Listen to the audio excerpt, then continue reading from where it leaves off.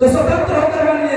कहना भाई बाबा साहब का विचारधारा बनिएगा, हाथ में बंद बनिएगा, एरिया वाला आदमी तुरंत पकड़ लेता है कि पकड़ लिया गया है, इसको हम मुल्क कैसे बनाएंगे। इसलिए हम कहना चाहेंगे कि बाबा साहब की विचारधारा बनिए, संगठित रहिए और बच्चे का जरूर रहिए। ठीक है, मैं इसी बात का समाप्त करता हूँ। जय भीम, नौ विधायक, जय भीम।